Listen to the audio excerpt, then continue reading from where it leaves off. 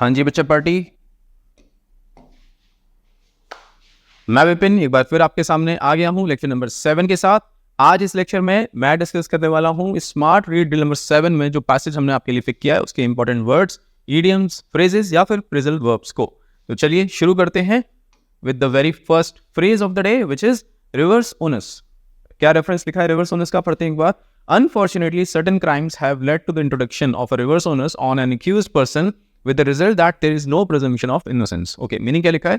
A legal principle where the burden of proof is shifted from the prosecution to the defendant. Burden of proof, पहली बात तो ये legal principle है, यानी law के अगर हम लॉ की बात करें तो उसमें एक पर्टिकुलर कॉन्सेप्ट है, क्लॉज है, प्रिंसिपल है, सिद्धांत है, where the burden of proof is shifted from the prosecution to the defendant. Burden of proof यानी आपके ऊपर जो बर्डन है दोष का, वो उसको साबित करने का या बेगुनाही साबित करने का चला जाता है प्रोसिक्यूशन से किसके ऊपर? डिफेंडेंट के ऊपर। ओनस होता है बर्डन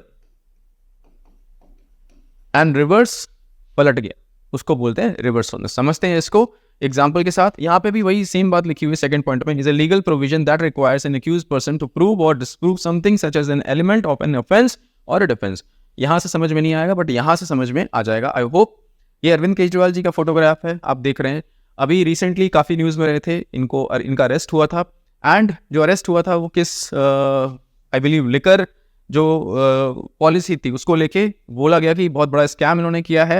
एंड जो एक्ट है PMLA, prevention of money laundering act 2002 में एनेक्ट हुआ था, उसके तहत इनको जेल में रखा गया। और यहाँ पे PMLA एक्ट में ही ये प्रोविजन है, या मैं बोल सकता हूँ क्लॉज है रिवर्स ओनस का, जो कहता है कि प्रोसिक्यूशन यानी कोर्ट की अगर बात करें, जो प्रोसीडिंग्स होती हैं उसमें जब कोई दोषी कोर्ट में लाया जाता है तो जो प्रोसिक्यूशन होता है यानी जो गवर्नमेंट की तरफ से अपॉइंटेड लॉयर होते हैं, उनका काम होता है कि वो उसका दोष साबित करें, ठीक, गुनाह साबित करें और उसको सजा दिलवाएं, ठीक है।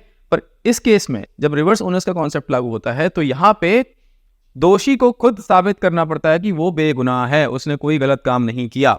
तो यानी कि जो बर्डन ऑफ प्रूफ है कि भाई प्रोसिक्यूशन के ऊपर जो बर्डन था वो शिफ्ट होकर किस पे चला गया डिफेंडेंट के ऊपर, जो अपने आप को बचाव कर रहा है, अपने आप को बचाव कर रहा है, डिफेंडेंट बचाव पक्ष।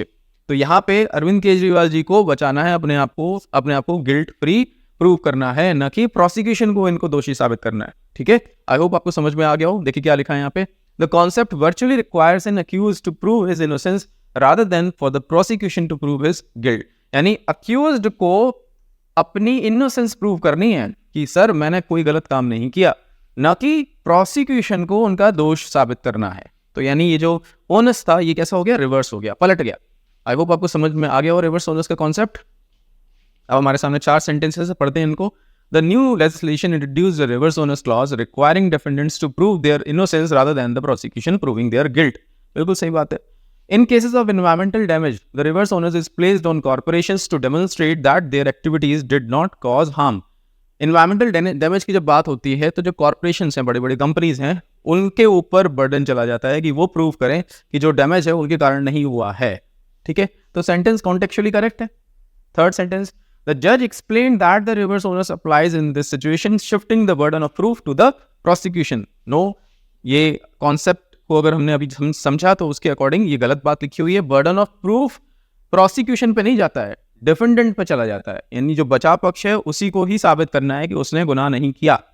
चलिए चौथा sentence, under the reverse onus rule the accused must provide evidence to counter the allegations against them. बिल्कुल सही बात है। आई होप आपको रिवर्स ओनस समझ में आ गया हो। बात करते हैं इसके सिनोनिम्स की। बर्डन शिफ्टिंग, अक्यूज्ड रिस्पॉन्सिबिलिटी, यानी जो अक्यूज्ड है उसी की रिस्पॉन्सिबिलिटी वो प्रूव करे कि वो गुनहगार नहीं है।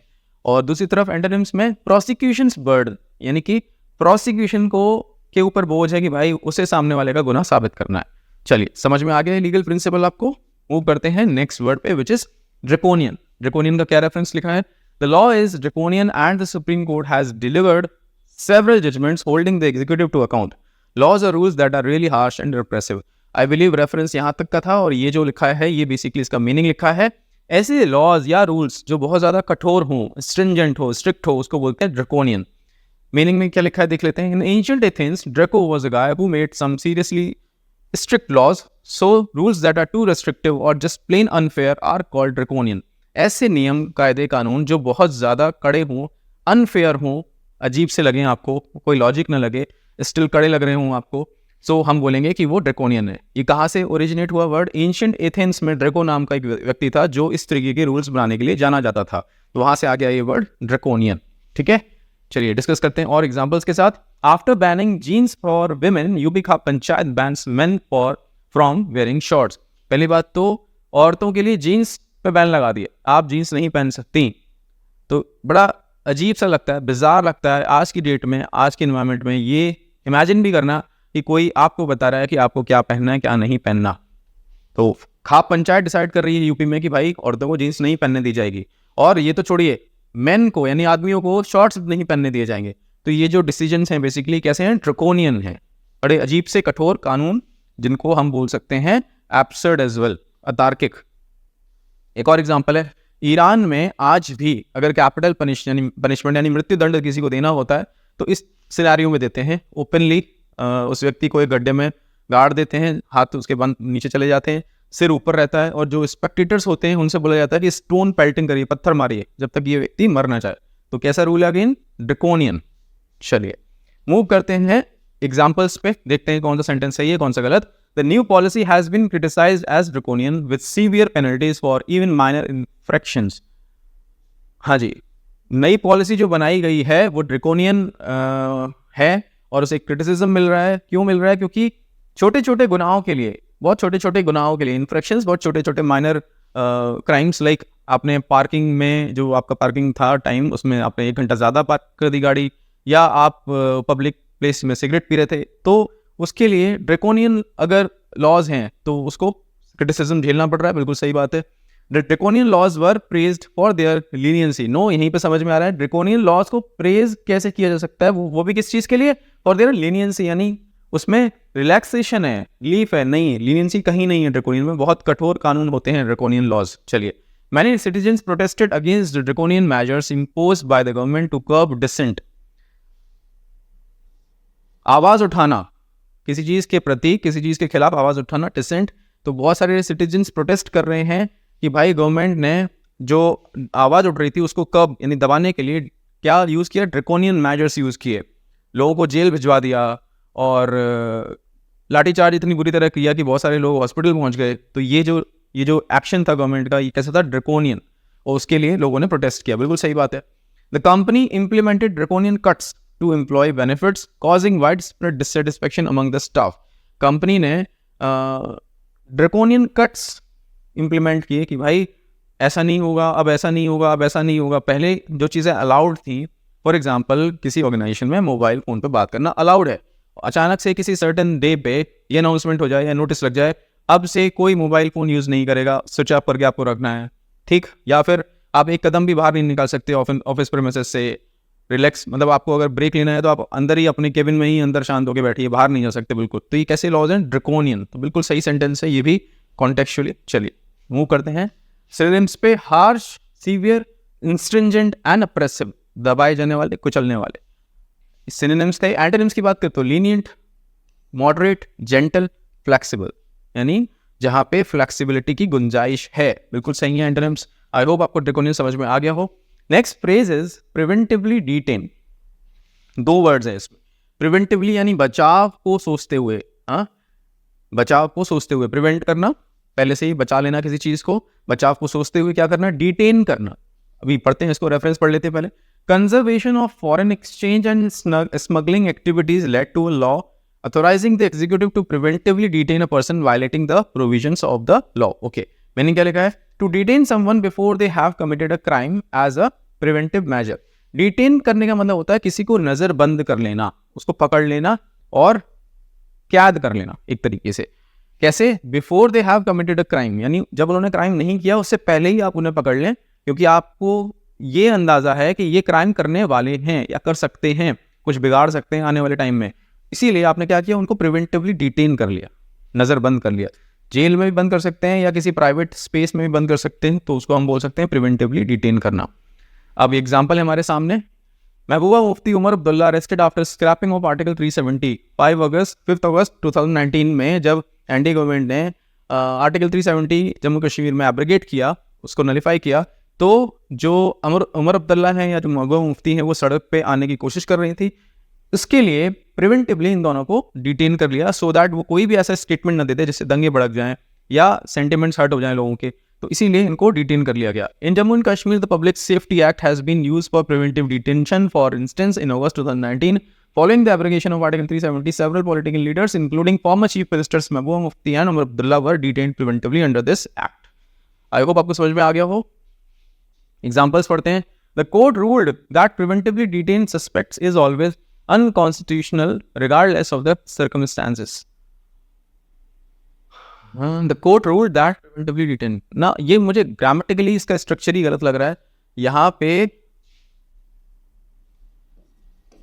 ये आना चाहिए, यानी ये जो टू से लेके यहाँ तक है ये बेसिकली इन्फिनेटिव का काम करेगा, तब ये सेंटेंस सही बनेगा। The court rule that to preventively detain suspects is always unconstitutional. हाँ जी, तब ये सेंटेंस सही बनेगा। तो ये हम बोल सकते हैं कि ये जो सेंटेंस है ये ग्रामेटिकली इनकरेक्ट है। हाँ, कॉन्टेक्चुअली तो सही बन रहा है, पर ये टू नहीं लगा हुआ था यहाँ पे, इन्फिनेटिव का टू, इसीलिए ये ग्रामेटिकली इनकरेक्ट है, हम इसको क्रॉस लगा सकते हैं। अगला sentence, the government has the authority to preventively detain individual suspected of planning terrorist activities. बिल्कुल सही है। गवर्नमेंट को लगा कि भाई कुछ इंडिविजुअल्स हैं वो प्लान कर सकते हैं या कर रहे हैं टेररिस्ट एक्टिविटीज का, तो उनको प्रिवेंटिवली डिटेन कर लिया गया। Under certain emergency laws police can preventively detain citizens without a court order. Without a court order emergency situation में पुलिस लोगों को क्या कर सकती है, सिटीजन्स को क्या कर सकती है, प्रिवेंटिवली डिटेन कर सकती है। बिल्कुल सही है। Critics argue that the power to preventively detain is often abused by authorities to suppress political dissent. बिल्कुल सही है। कई बार क्या होता है, पॉलिटिकल डिसेंट यानी कोई आपके खिलाफ पॉलिटिकली आवाज ना उठा पाए तो आप प्रिवेंटिवली डिटेन कर लेते हैं। इंदिरा गांधी जी के टाइम पर जब इमरजेंसी अप्लाई हुई थी तब ये हुआ था। जो अपोजिशन के लीडर्स थे उनको उठा उठा के जेल में बंद किया जा रहा था। ठीक है, चलिए बात करते हैं सिनोनिम्स की। कन्फाइन, बंद कर देना, कैद कर देना, होल्ड, अरेस्ट, कस्टडी, सारे एक जैसे हैं ऑलमोस्ट। एंड एंटेनिम्स की बात करें तो रिलीज, फ्री, लिबरेट, खुला छोड़ देना, लेट गो, जाने देना। आई होप आपको प्रिवेंटिवली डिटेन का मीनिंग पूरी तरीके से समझ में आ गया हो। Next word is cosh. Reference पढ़ते हैं एक बार। Wherever the executive fails to adhere to the strict, अब यहाँ पे एक वर्ब मिल गई हमें, adhere to का पालन करना। वैसे आपको शायद पता हो, फिर भी बता देता हूँ। adhere to यानी किसी नियम का पालन करना। adhere के बाद हमेशा प्रीपोजिशन to आती है। To adhere to the strict letter of the law and judgments of the courts, the order of preventive detention is quashed. Okay, मैंने क्या लिखा है? To annul, to annul, annual नहीं है, annul है। To annul और invalidate अ डिसीजन, ऑर्डर और judgement, किसी जजमेंट को, किसी डिसीजन को, किसी ऑर्डर को नल एंड वॉइड घोषित कर देना, अनाउंस कर देना, डिक्लेयर कर देना, उसको हम बोलते हैं क्या करना? कॉश करना। यानी अब ये रूल नहीं लगेगा, ये अप्लाई नहीं होता, जीरो कर दिया उसको, नलीफाई कर दिया, एनल कर दिया। चलिए मूव करते हैं हम। स्क्रीनशॉट हमारा है हमारे सामने। Example, Delhi high court refuses to quash FIR against man who tried to deceive people take donations in PM Modi's नेम। ओके, कोई व्यक्ति है PM मोदी के नाम पे ये लोगों से डोनेशन मांग रहा था, तो दिल्ली हाई कोर्ट ने क्या कर दिया? उसकी FIR जो थी उसके अगेंस्ट, उसको कॉश करने से मना कर दिया। यानी ये व्यक्ति दिल्ली हाई कोर्ट जाके अर्जी लगाता है, प्ली करता है कि सर जज साहब मेरे खिलाफ जो FIR दर्ज हुई है प्लीज उसको कॉश कर दें। पर दिल्ली हाई कोर्ट ने कहा नहीं, तुम फ्रॉड कर रहे हो तो तुम्हारे ऊपर केस चलेगा, तो उन्होंने कॉश करने से मना कर दिया। ठीक है, आई होप आपको समझ में आ गया हो। एग्जाम्पल्स हमारे सामने हैं। द जज decided to quash the indictment due to lack of evidence. I believe ये सही है। यस भाई, एविडेंस नहीं है तो इसीलिए कॉश कर दिया, अगर एविडेंस होते तो उसको आगे प्रोसीड कर देते। चलिए next sentence, the commitment voted to quash the committee voted to quash the proposal believing it would benefit everyone involved. मुझे गड़बड़ लग रहा है। The government sought to quash the rebellion swiftly to maintain order. ये सही है। Rebellion यानी विरोध जो हो रहा था उसको गवर्नमेंट ने क्या किया? इच्छा की उसको क्वॉश कर दिया जाए, उसको इनवैलिडेट कर दिया जाए, उसको वहीं के वहीं दबा दिया जाए। The company's legal team work tirelessly to quash the rumours of a hostile takeover. ये बिल्कुल सही है। रूमर्स चल रही थी मार्केट में कि कंपनी का टेक ओवर होने वाला है, कंपनी को कोई और खरीद लेने वाला है, तो कंपनी ने की लीगल टीम ने बहुत मेहनत की। और क्या, किस चीज़ के लिए मेहनत की? रूमर्स को कॉश करने के लिए, यानी उनको नलीफाई करने के लिए। ऐसा कुछ भी नहीं है। ये वाला जो सेंटेंस सेकंड वाला दोबारा पढ़ते हैं, the committee voted to quash the proposal believing it would benefit everyone involved. ये सही हो सकता है, नहीं भी हो सकता।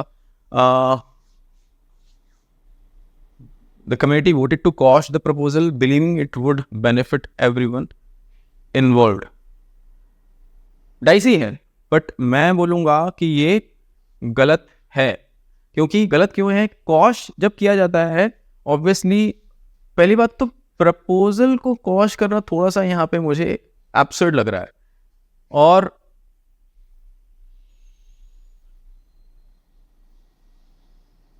हाँ, गलत क्यों है बच्चों? देखिए, believing it would benefit everyone involved, ये बात पॉजिटिव है, ये बात पॉजिटिव है कि कोई चीज सबको बेनिफिट कर रही है, तो ऑब्वियसली उसको कॉश करना कैसा हो जाएगा? इलॉजिकल हो जाएगा। मान लीजिए आप कहीं डिसीजन मेकिंग बॉडी हैं और आपको पता हो कि कोई प्रपोजल है जो कि सबका भला करेगा, तो आप उसको कॉश करेंगे या उसको आगे लेके जाएंगे? ऑब्वियसली आप उसको आगे लेके जाएंगे, इसीलिए ये सेंटेंस कॉन्टेक्चुअली गलत है। ठीक है, चलिए मूव करते हैं सिनोनिम्स एंटोनिम्स पार्ट पे। एनल नलिफाई कर देना, इनवैलिडेट, नलिफाई, वॉइड, वॉइड यानी खाली, कोई उसके अंदर सब्सटेंस ना हो, उसको हम बोलते हैं वॉइड। अपहोल्ड बना के रखना, वैलिडेट उस पर मोहर लगा देना, बिल्कुल सही चल रहा है, बिल्कुल सही डिसीजन है, तो इसीलिए ये इसके एंटोनिम्स कंसीडर किए जाएंगे। चलिए मूव करते हैं नेक्स्ट फ्रेज पे, विच इज सब्सटेंटिव लॉ। क्या रेफरेंस लिखा है सब्सटेंटिव लॉ का? The message sent out by the courts is that personal liberty is not to be trifled with and in matters of detention procedural law is as important as substantive law. Okay, meaning क्या लिखा है? Defines the specific rules and regulations that govern various aspects of life such as criminal behavior, contracts, property rights and family relationships. Okay, तो बच्चों basically substantive law वो law होते हैं जो हमें बताते हैं कि हम क्या कर सकते हैं, क्या नहीं कर सकते, क्या सही है, क्या गलत है। अगर कुछ गलत है तो वो अगर हमने किया तो उसके बाद हमें क्या कॉन्सिक्वेंसेस झेलने पड़ेंगे, क्या सज़ा मिलेगी, वो जो रूल्स हैं, जो लॉज हैं, वो हमें मिलते हैं कहाँ पे? सब्सटेंटिव लॉ में। और सब्सटेंटिव लॉ का जो पूरा डिस्क्रिप्शन है डिटेल्स में, वो कहाँ मिलेगा? आईपीसी में, इंडियन पिनल कोड। अगर किसी का मर्डर किया तो धारा 302 के तहत इतनी सज़ा का प्रावधान है, चोरी की तो ये धारा लगेगी, ये फाइन लगेगा या इतने साल की सज़ा होगी। ये जितने भी डिटेल्स हैं ये कहाँ मिलेंगे? आईपीसी में, और सब्सटेंटिव लॉ की यहाँ पे बात हो रही है। दूसरी तरफ वो लॉ जहां पे प्रोसीजर्स की बात होती है, एक तो हो गए सब्सटेंटिव लॉ जहां पे हमें ये पता चल रहा है कि हमें सजा क्या मिलेगी, दूसरी तरफ जो प्रोसीजर फॉलो होगा वो क्या होगा, वो कहां डिस्कशन हो रहा है? उसका डिस्कशन हो रहा है सीआरपीसी में। ठीक, एंड इसको ऐसे समझिए कि मैं मार्केट में हूं, मुझे कोई कार दिखती है, बेहतरीन कार है ऑडी, एंड मुझे लगता है यार ये मेरे पास होनी चाहिए। मैंने चेक किया, वो गाड़ी अनलॉक्ड है, अंदर उसकी चाबी है, की है, मैंने गाड़ी ऑन की और मैं फुर्र हो गया लेके। मैंने बेसिकली यहाँ पे क्या किया? मैंने थेफ्ट कमिट कर दी। अब मान लीजिए कार का जो ओनर है वो पुलिस के पास जाता है, वो एफआईआर लिखवाता है, और फिर पुलिस सर्च करती है, इन्वेस्टिगेट करती है, पता चलता है कि मैंने चोरी की थी, एंड पुलिस मुझे अरेस्ट करती है। अरेस्ट करने के बाद हवालात में लेके जाती है, 24 घंटे के अंदर कोर्ट में लेके जाती है। कोर्ट में जो लॉयर है, प्रोसिक्यूशन है, वो अपनी दलीलें देते हैं, एविडेंस प्रेजेंट करते हैं, और जो जज साहब है मुझे सज़ा दे देते हैं। अब जो सज़ा मुझे मिलेगी वो आएगी किसमें? सब्सटेंटिव लॉ में। और ये जो प्रोसीजर फॉलो हुआ, ओनर का एफआईआर लिखवाना, देन फिर पुलिस का मुझे अरेस्ट करना, अरेस्ट करने के बाद हवालात लेके जाना, वहाँ पे मेडिकल कराना, हवालात में एंट्री करने से पहले मेडिकल करवाना, मेडिकल कराने के बाद हवालात में 24 घंटे के अंदर रखने के बाद 24 घंटे के अंदर मुझे कोर्ट में पेश करना। वहाँ पे जो भी प्रोसीजर्स फॉलो हो रहे हैं इस पूरे सिनेरियो में, वो सब कहाँ पे आएंगे? प्रोसीजरल लॉज में आएंगे। उनका डिस्क्रिप्शन कहाँ दिया है? सीआरपीसी में। तो सब्सटेंटिव लॉ अलग, प्रोसीजरल लॉ अलग। तो ये आपको मैंने एक हाइपोथेटिकल सिनेरियो समझाया, एग्जांपल दिया, ताकि आपको क्लैरिटी आ जाए। In simple terms, substantive law tells us what we can and what we can not do. For example, it includes laws that define action such as theft, assault और fraud as illegal. यानी चोरी या किसी के ऊपर assault करना या fraud करना, ये सब इलीगल होते हैं, ये जानकारी में मिलती है सब्सटेंटिव लॉ में। And it outlines the consequences for engaging in such behaviour, और ये भी बताता है कि क्या कॉन्सिक्वेंसेज होंगे, क्या सजा मिलेगी। ठीक है, आई होप आपको सब्सटेंटिव लॉ समझ में आ गया। दैट्स इट बच्चों। इसका एंटोनिम सिनोनिम की स्लाइड इसलिए नहीं है because it's a legal term और जनरल वर्ड नहीं है, इसीलिए इसके सिनोनिम्स एंड एंटोनिम्स नहीं है available. Now what you need to do, आपको हमेशा की तरह जितने वर्ड्स, जितने फ्रेजेस हमने डिस्कस किए यहाँ पे, जो भी आपको समझ में आए, इन वर्ड्स से रिलेट आप कर पाए, जितना कर पाएँ प्लीज़ अपने सेंटेंसेस लिखिए कमेंट सेक्शन में, सो दैट मैं चेक कर पाऊँ कि आप उन वर्ड्स को उनके ट्रू कॉन्टेक्स्ट में समझ पा रहे हैं कि नहीं। एंड जहाँ पे भी आप गलत करेंगे, जहाँ पे भी मुझे लगेगा कि मुझे कुछ सही करके आपको बताना है, I reach out to you, मैं आपको वहाँ पे रिप्लाई करूँगा, जो कि मैं हमेशा करता हूँ।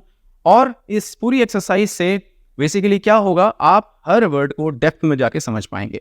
जो बच्चे नहीं कर रहे, जो घबरा रहे हैं या जो सोच रहे हैं, इनहिबिशंस हैं उनके दिमाग में कि नहीं मैं नहीं लिख पाऊंगा या मुझसे नहीं लिखा जाता या मैं नहीं सोच पाता, बच्चे जब तक ट्राई नहीं करोगे आप बिल्कुल नहीं कर पाओगे, कदम नहीं बढ़ पाओगे। ट्राई करो, कुछ भी टेढ़ा मेढ़ा उल्टा सीधा जो लिख पाओ लिखो। मैं हूँ वहाँ पे देखने के लिए कि आप क्या कर रहे हैं।